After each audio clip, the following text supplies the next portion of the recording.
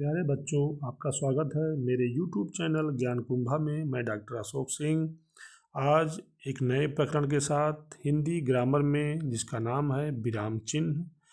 विराम का अर्थ ठहराव या रुकना होता है। जिस प्रकार हम काम करते समय बीच बीच में रुकते हैं और फिर आगे बढ़ते हैं, उसी प्रकार भाषा में भी हम पढ़ते समय या वाक्यांश बोलते समय, शब्दों को बोलते समय बीच बीच में रुकते हैं। शब्दों या वाक्यांशों अथवा वाक्य के अंत में ठहराव के लिए जिन चिन्हों का अंकित करना पड़ता है उन्हें विराम चिन्ह कहते हैं। ये एक नए शब्द के रूप में, नई परिभाषा के रूप में हम कह सकते हैं। भाषा में विराम चिन्हों का प्रयोग नितांत ही अपरिहार्य है। यदि इनका प्रयोग हम नहीं करते हैं तो कभी कभी वाक्यांशों में अथवा वाक्यों में या शब्दों में पढ़ने में, उनके स्थान को समझने में, उनके भाव को समझने में हम गलती कर सकते हैं। इसलिए विराम चिन्हों का पूर्ण ज्ञान होना अत्यधिक आवश्यक है। तो चलिए हम पढ़ते हैं आज विराम चिन्ह। प्रायः विराम चिन्हों का प्रयोग 10-12 ही किया जाता है, और वैसे तो विराम चिन्ह लगभग 20 या उससे भी ज़्यादा होते हैं, लेकिन साधारण रूप में जो भाषा में ज़्यादातर प्रयोग किया जाता है 10-12 होते हैं। और चलिए हम मुख्य मुख्य उनमें से पढ़ते हैं। तो विराम शब्द का शाब्दिक अर्थ देख लेते हैं। व्याकरण ठहराव या रुकना। ठहराव या रुकना ही विराम शब्द का तात्पर्य है। किसी भाषा को बोलते, पढ़ते या लिखते समय या किसी कथन को समझाने के लिए अथवा भावों को स्पष्ट करने के लिए वाक्यों के बीच में या अंत में थोड़ा रुकना है, और इसी रुकावट का संकेत देने वाले लिखित चिन्ह विराम चिन्ह कहलाते हैं। विराम चिन्ह के जो कई भेद प्रभेद हैं, वो कहीं थोड़ा ठहराव है, कहीं थोड़ा ज़्यादा ठहराव है, ये सब भी इंगित करते हैं। विराम चिन्ह के प्रयोग से भावों को आसानी से समझा जा सकता है। भाषा में स्पष्टता आती है। यदि उचित स्थान पर इसका प्रयोग न किया जाए तो अर्थ का अनर्थ हो सकता है। प्रायः आपने सब देखा होगा, जैसे रोको अल्पविराम मत जाने दो, और यदि उसी के स्थान पे हम वहाँ से अल्पविराम हटाकर रोको मत जाने दो, बिल्कुल विपरीत अर्थ इन दोनों उदाहरणों में एक दूसरे के विपरीत, सिर्फ एक अल्पविराम के उसके स्थान में परिवर्तन करने के बाद उसका भाव बिल्कुल बदल गया, बिल्कुल विपरीत हो गया। इसी तरह देखते हैं कि हिंदी में कई तरह के विराम चिन्हों का प्रयोग किया गया है। उन विराम चिन्हों को हम देख लेते हैं। पहला है पूर्ण विराम, सभी लोग इससे परिचित हैं। अर्ध विराम, इससे भी परिचित होंगे। अल्प विराम, इससे भी परिचित हैं। प्रश्न सूचक, ये प्रायः प्रयोग किया जाता है जहाँ पर जिन भी वाक्यों में प्रश्न से संबंधित वाक्य होता है उनमें प्रश्न सूचक चिन्ह का प्रयोग करते हैं। विस्मय सूचक चिन्ह, आश्चर्य, जिज्ञासा, आकांक्षा, ये से वाक्य जहाँ पर होते हैं वहाँ पर हम विस्मय सूचक चिन्ह का प्रयोग करते हैं। योजक, विशेषकर संबंधवाचक शब्दों में, जैसे हमने प्रयोग किया साथ, साथ तो बीच में योजक लगाते हैं। ऐसे बहुत सारे शब्द होते हैं जिनमें इनका प्रयोग प्रायः किया जाता है। निर्देशक चिन्ह, ये भी योजक चिन्ह की भांति होते हैं। उद्धरण चिन्ह एकल होता है और दो होता है, जिसको इन्वर्टेड कॉमा भी बोलते हैं, तो उद्धरण चिन्ह है। दूसरा 9वां है विवरण चिन्ह। जब हमें कोई किसी विषय पर टिप्पणी लिखनी होती है या विवरण देना होता है तो हम इसका प्रयोग करते हैं। कोष्ठक चिन्ह, कोष्ठक से आप भली भांति परिचित हैं। त्रुटिपूर्वक चिन्ह या हंस पद, जब हम कोई वाक्य लिख रहे हैं और बीच में कोई शब्द छूट जाता है तो हम हंस पद लगाकर ऊपर उस शब्द को लिख देते हैं और वाक्य पूर्ण हो जाता है, तो उसे त्रुटिपूर्ण चिन्ह या फिर हंस पद कहते हैं। 12वां है संक्षेप सूचक या लाघव चिन्ह। जब किसी शब्द या वाक्य को हम संक्षेप में लिखना होता है तो वो इस प्रकार के चिन्ह का प्रयोग हम लोग करते हैं। चलिए पहला देखते हैं, जो पहला प्रकार है विराम चिन्ह का, जिसको हम पूर्ण विराम चिन्ह कहते हैं। तो यह जो होता है वाक्य की समाप्ति का बोधक है, अर्थात पूर्ण विराम वाक्य में पूरी तरह ठहराव और वाक्य के संपूर्ण अर्थ का बोधक भी है। जैसे कि लिखा हुआ है, पूर्ण विराम का प्रयोग वाक्य पूरा होने पर किया जाता है। जहाँ प्रश्न पूछा जाता हो उसे छोड़कर हर प्रकार के वाक्य के अंत में इसका प्रयोग किया जाता है। अर्थात प्रश्नवाचक वाक्यों को छोड़कर अन्य सभी वाक्यों में जब वाक्य पूर्ण हो जाता है तो इसका प्रयोग किया जाता है। आगे देखते हैं, जैसे उदाहरण ले लें कि सुबह का समय था, वाक्य पूरा हो गया तो विराम, पूर्ण विराम चिन्ह लग गया। दूसरा है भारत मेरा देश है, यहाँ पर भी पूर्ण विराम चिन्ह लग गया क्योंकि वाक्य ने अपना पूरा अर्थ दे दिया है। दूसरा है अर्ध विराम चिन्ह। वाक्य में जब अल्प विराम से अधिक ठहराव आता है तो उसे अर्ध विराम, अल्प विराम से अधिक और पूर्ण विराम से कम ठहराव जब होता है तो उसे हम अर्ध विराम कहते हैं। यह 3 स्थितियों में लगता है।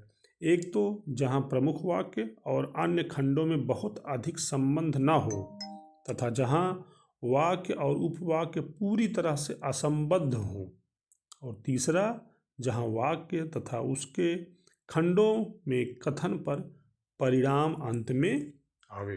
चलिए देखते हैं, जहाँ आप निशान भी देख लीजिए, निशान ये और ये बना होता है, यह है अर्ध विराम। जहाँ पूर्ण विराम जितनी देर न रुककर उससे कुछ कम समय रुकना हो वहाँ अर्ध विराम का प्रयोग किया जाता है, अर्थात अल्प विराम से थोड़ा सा ज़्यादा देर और पूर्ण विराम से थोड़ा सा कम देर। इसका प्रयोग विपरीत अर्थ प्रकट करने के लिए भी किया जाता है। उदाहरण हम देखते हैं, जैसे भगत सिंह नहीं रहे वह अमर हो गए। यहाँ पर थोड़ा सा रुकना पड़ा कि भगत सिंह नहीं रहे वह अमर हो गए। तो दूसरा देखते हैं, नदी में बाढ़ आ गई, सभी अपना घर बार छोड़कर जाने लगे। अब यहाँ बीच में देखिए अर्ध विराम का प्रयोग हुआ है और वाक्य पूरा हो गया तो पूर्ण विराम का प्रयोग कर दिया गया। चलिए हम तीसरा देखते हैं। तीसरा है अल्प विराम। अल्प विराम को हम अंग्रेजी में कॉमा बोलते हैं, ये अल्प विराम है। तो देखते हैं, अल्प विराम का प्रयोग अर्ध विराम से भी कम समय रुकने के लिए किया जाता है। ब्रैकेट में देखिए अर्ध विराम का, अल्प विराम का निशान बना हुआ है, तो इसका प्रयोग अर्ध विराम से भी कम समय रुकने के लिए किया जाता है। इसका प्रयोग समान पदों को अलग करने, उपवाक्य को अलग करने, उद्धरण को पूर्व और उपाधियों से पूर्व, इसी प्रकार देखते हैं संबोधन और अभिवादन के बाद आदि स्थानों पर अल्प विराम का प्रयोग किया जाता है। हम एक उदाहरण ले सकते हैं, जैसे सोहन कॉमा या अल्प विराम श्याम और राधा दौड़ रहे हैं। तो यहाँ पर सोहन बहुत हल्के से रुके, सोहन श्याम और राधा दौड़ रहे हैं। चलिए आगे देखते हैं। चौथा, प्रश्न सूचक चिन्ह। ये बहुत महत्वपूर्ण है, प्रश्न सूचक चिन्ह, और प्रायः हम लोग प्रयोग भी करते हैं लेखन में अपने। यह वाक्य की समाप्ति का बोधक है, यह जो है पूर्ण अर्थ बताने वाले प्रश्नवाचक वाक्यों के अंत में यह चिन्ह लगता है। वाक्य अर्थ भी पूर्ण होता है, लेकिन वह अर्थ जो है वो कैसे होता है, वह अर्थ होता है अपने प्रश्नवाचक के रूप में। तो प्रश्न सूचक चिन्ह का प्रयोग प्रश्नवाचक वाक्यों या शब्दों के अंत में किया जाता है। कभी कभी संदेह, अनिश्चय, व्यंग्यात्मक भाव की स्थिति में इसे कोष्ठक के बीच में लिखकर भी प्रयोग किया जाता है। उदाहरण देखते हैं, क्या तुमने अपना गृह कार्य पूरा कर लिया? तो यहाँ पर अनिश्चय है, उससे आप संदेह कर सकते हैं, और बाद में वाक्य भी पूरा है, और कैसा वाक्य है? प्रश्नवाचक वाक्य है। तुम कब आओगे? यहाँ पर अनिश्चय की स्थिति हो रही है। अब वाक्य पूरा हो गया, तुम कब आओगे, और प्रश्न के रूप में है, इसलिए प्रश्नवाचक चिन्ह का प्रयोग ऐसे किया जाता है। आगे देखते हैं 5वां नंबर का विस्मय सूचक चिन्ह। विस्मय सूचक चिन्ह यूं और ये ब्रैकेट में जैसा कि बना हुआ है। तो विस्मय सूचक चिन्ह, इसको हम आश्चर्य का भी चिन्ह कहते हैं, और ये हर्ष अर्थात प्रसन्नता, शोक, प्रसन्नता, उत्साह, आश्चर्य, घृणा आदि अनेक भावों की अभिव्यक्ति करने वाले वाक्यों में इस प्रकार के चिन्ह का हम प्रयोग करते हैं। अब हम इसे देखते हैं। खुशी, हर्ष, घृणा, दुख, करुणा, दया, शोक, विस्मय आदि भावों को प्रकट करने के लिए इस चिन्ह का प्रयोग हम करते हैं। संबोधन के बाद भी इसका प्रयोग किया जाता है। उदाहरण देख लीजिए, वाह। अब यहाँ पर हर्ष का विषय हो गया है, कितना सुंदर पक्षी है, पहला उदाहरण। दूसरा, अरे। अब यहाँ पर आश्चर्य हो रहा है, अरे, और उसके बाद विस्मय सूचक निशान लगा, ये आश्चर्य का विषय हो रहा है, तो अरे तुम आ गए, आश्चर्य सूचक शब्द है। तो ऐसी जगह पे, ऐसे वाक्यों में के अंत में हम, या संबोधन सूचक के बाद हम तुरंत विस्मय सूचक चिन्ह का प्रयोग करते हैं। ओह, तुम्हारे साथ तो बहुत बुरा हुआ। तो ये ऐसे शब्द जो कि विस्मय, खुशी, हर्ष इन सब के बोधक होते हैं, उनके तुरंत बाद हम लोग विस्मय सूचक चिन्ह का प्रयोग करते हैं। अगला देखते हैं योजक चिन्ह। योजक को हम संयोजक भी कह सकते हैं। अंग्रेजी में हम इसको डैश बोलते हैं, ऐसे ये है योजक चिन्ह। इस प्रकार के चिन्ह का प्रयोग युग्म शब्दों के मध्य या दो शब्दों में संबंध स्पष्ट करने के लिए शब्दों को दोहराने की स्थिति में किया जाता है। जैसे उदाहरण दिया हुआ, पीला सा, खेलते खेलते, सुख दुख, साथ साथ, अनेक सारे ऐसे आना जाना, आचार विचार, रंग रूप आदि ऐसे बहुत से शब्द हैं जहाँ पर इनका प्रयोग किया जाता है। तो इस प्रकार इनको क्या बोलते हैं? योजक चिन्ह।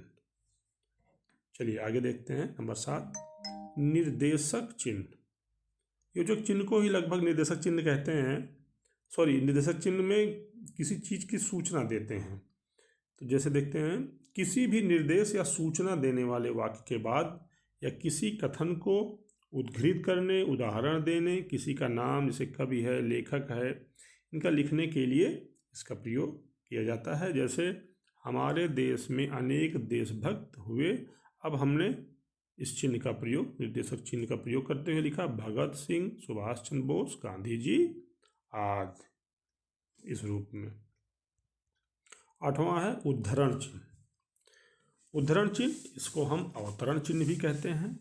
अवतरण चिन्ह जब किसी के कथन को या किसी पुस्तक के अंश को ज्यों का त्यों हमको उद्धृत करते हैं, तो प्रारंभ में, वाक्य के शुरू होने के प्रारंभ में और वाक्य के अंत में उद्धरण चिन्ह को लगाते हैं यूं, और वाक्य समाप्त होने पर यूं लगाते हैं।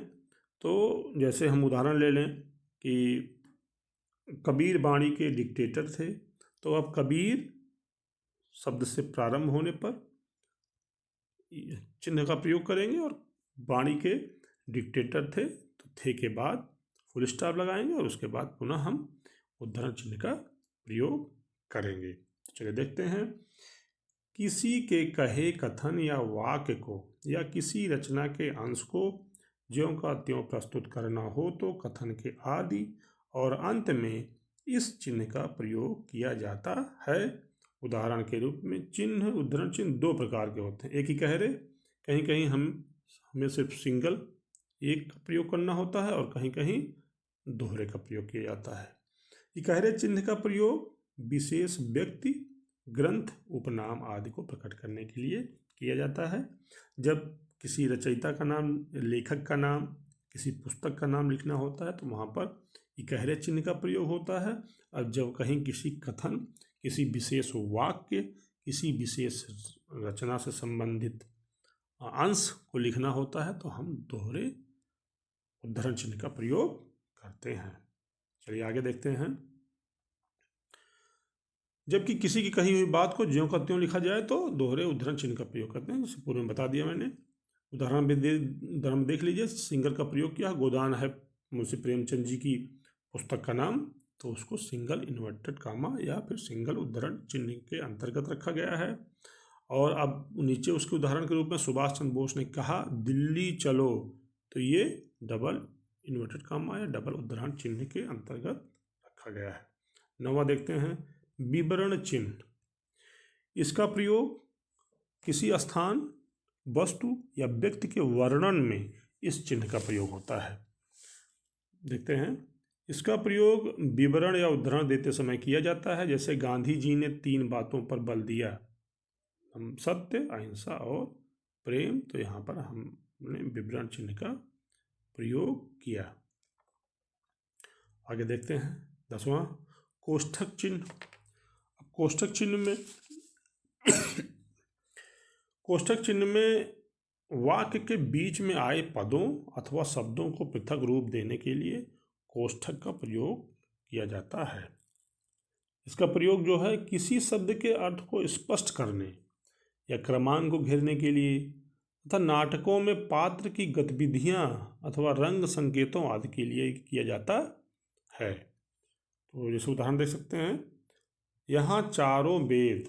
अब आगे के बात बताने के लिए कोष्ठक का प्रयोग किया गया कि कौन वेद हैं वो चारों, साम, ऋक, यजु और अथर्व की महत्ता बताई है। आगे देखते हैं 11वां, त्रुटिपूरक चिन्ह या हंस पद। त्रुटिपूरक या हंस पद, तो जैसे कोई वाक्य का प्रयोग किया जाता है तो वाक्य के प्रयोग करते समय यदि कोई शब्द छूट गया तो उस शब्द को हम हंस पद का प्रयोग करते हुए, इस पद का प्रयोग करते हुए हम इस चिन्ह का हम यहाँ पर छूटे हुए शब्द को लिख देते हैं और इस प्रकार हमारा वाक्य पूर्ण हो जाता है।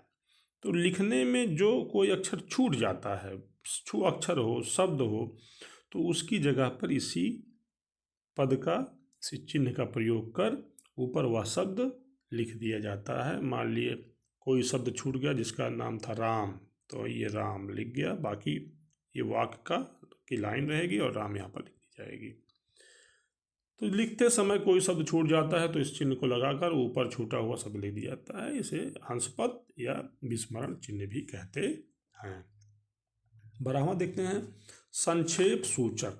जब हमें किसी शब्द को संक्षेप में लिखना होता है, छोटे रूप में लिखना होता है, तब हम इसका प्रयोग करते हैं।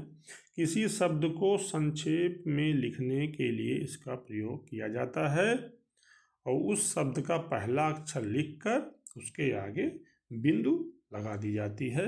जैसे हमको लिखना है डॉक्टर, तो लिखकर आगे बिंदु लगा दी गई तो हमारा डॉक्टर शब्द पूर्ण हो गया।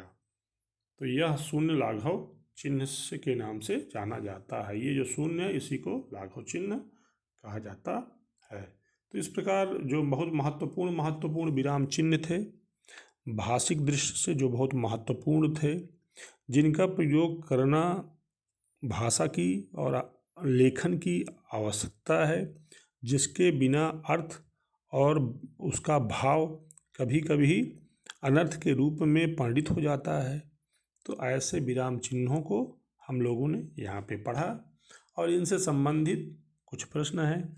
यदि आपने भाषा में प्रयोग होने वाले, वाक्य में प्रयोग होने वाले, शब्दों में प्रयोग होने वाले इन चिन्हों को अच्छे से सीख लिया है तो नीचे कुछ प्रश्न दिए गए हैं, अभ्यास प्रश्न हैं, आप इसको अभ्यास के रूप में ज़रूर हल करिएगा, जिससे कि आपकी समझ की परिपक्वता की पुष्टि हो जाएगी।